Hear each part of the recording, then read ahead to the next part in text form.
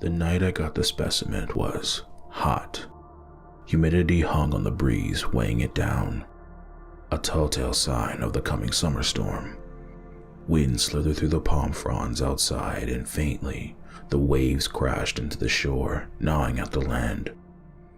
I had been working nights at the lab. Now, the new kid being made Talonoka might not have flown back on the mainland, but out here, the laid-back atmosphere of the tropics had permeated even the dusty halls of academia, for some of us at least. One last sample to prep and preserve, and then I could doff my coat and slick away to the bar, get a Mai Tai, and wait out the coming storm in a haze of pot smoke and Jimmy Buffett. I pushed the trolley over to the counter and placed the cloth-wrapped jar on the waterproof mat. It was about a foot tall and half that in width. Before getting my hands dirty though, I took a look at the field notes that accompanied its recovery. The specimen was found on Dive 4, right from the heart of the reef, or it would have been if they'd found it in the water. Apparently, it was clinging to Danny's BC rig when he got back on the boat. When they tried to pry it off, Professor Adams lost a finger to it. Then, they subdued it and got it into the jar. It had been on ice for a week, so I figured my fingers would be safe. Hell, maybe the professor would let me go home while the sun is up if I got their wedding ring back before setting this little fella up for a permanent stay in the archives. Due to the urgent nature of its capture, the scientists in the field didn't get a chance to even begin IDing the thing, so that would fall onto me. That Mai Tai was looking even further away now. I undid the strings holding the jar cloth covering together and got my first look at the thing. It was for the most part pale and translucent, nothing like a colorful reef fish that was usually cataloged. Large bulging eyes and a mess of tentacles sagged out of its pearlescent nautiloid shell that glimmered remarkably under the fluorescence of the lab. Its shell was lined with ridges and lacked the darkening associated with thicker shells and a certain beak seen in other mollusks, and yet it must have been at least half an inch thick at the opening. Sitting between its eyes and atop a bulge of flesh sat an operculum so thick I couldn't imagine any kind of sea creature getting past it without great difficulty. I gloved up and cracked the lid. The stench was awful. The week on ice had done nothing to slow down the buildup of sulfur and decay. I equipped the face mask on the off chance that there was a little extra stink waiting to pop out of some gas-filled track and removed it. It was heavy and required 2 hands to hoist it onto the mat. When laid out, the creature appeared to be a cross between several cephalopod species. A bulbous head with large eyes like an octopus, but with the shell and ring of many smaller tentacles around the beak. I counted 60 or so of a nautilus. I parted them and found the beak, a deep red of all things, indicating perhaps a different structural protein than other mollusks or the incorporation of a mineral. I turned away from the stinking mass and peeled my gloves off.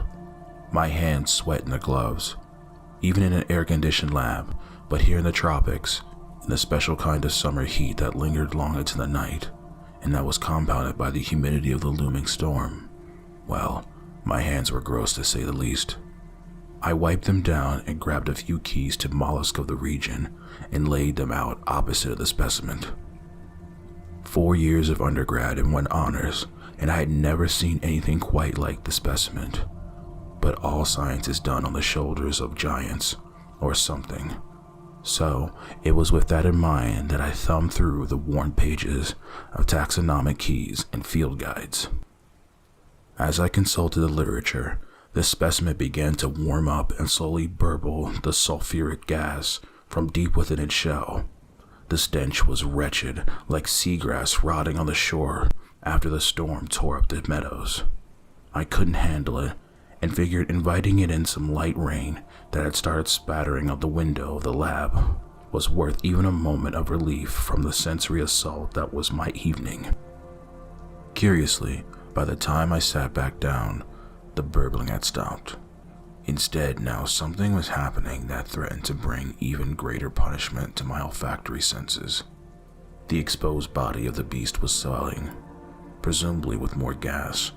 As it expected, it sprained against its confines of its shell until with a wet snap, the entire creature slid free from its iridescent shell. The full length of the mollusk lay there on the table with one large, disintended bulge. I figured this gently pulsing bulge to be the stomach and remembered the professor's ring. After all this trouble, the professor may even trade 2 nights off for its safe return. I hopped over to the window and leaned out, breathing deeply and holding it. I returned to the table, moving the keys to one side and fetching the scalpel. I wiped sweat and rainwater from my brow and pressed the steel into the pale flesh of the specimen. Gas hissed from the cut, and even with my breath held, I couldn't help but to tear up. Still, I persisted. As I ran the specimen through, rainwater hit the window vigorously as the storm neared. I opened the creature's stomach, and what I saw next took me some time to process. Inside the stomach of the specimen, I saw the professor's ring and their dark skin, now an almost alien gray, as if the person's finger had lived there its entire life underground, or at the bottom of the ocean. The gold of their wedding band glinted in the glow of a lightning strike, and then my eyes took in the full picture. Tiny white veins extended from the creature's stomach, lining into the finger, pulsing steadily. I couldn't tell if they were vascular or something different entirely. The fingernail was bright red in the same fashion as the specimen's beak. As I saw the severed end of the finger, I gasped in horror, inhaling a mouthful of putrid gas. My head was spinning as I struggled to comprehend what I was looking at. Hanging off the severed end of the professor's finger was a tiny, white, shriveled humanoid connected to the finger by the same white veins that connected the finger to the stomach. No, the womb. I locked eyes with the creature. Its tiny black beads felt as if they were burning, as if they saw me. It gasped for air, perhaps its first breath of anything other than the sulfurous gas of its mother's innards. With its first breath of air, it let out a piercing shriek. I cupped my hands over my ears, still gripping the scalpel. The shriek made my head throb until something snapped within my mind, activating my fight-or-flight response. I screamed in horror and drove the blade into the creature with a nervous swiftness. The last thing I remember is a stream of metallic blue blood spraying over me as I blacked out. Sometime later, I was woken up by the thunderstorm now hanging low over the island. The floor of the lab was wet with rainwater. I propped myself up against the bench and looked around. The specimen was gone, save for a heavy gem-like shell. A trail of the same thick, hemocytin-rich blood that coated me left off the sample tray and down onto the floor next to me, and then up the bench near the windowsill, and outside off the second-story window of the laboratory. I peered out into the darkness and saw only the palms and undiluting as the wind slithered through the fronds, lit by the warm street lamps and cool blue flashes of lightning. The storm breeze carried the sound of the waves still gnawing away at the shorelines, and, faintly, in the distance, the same piercing howl.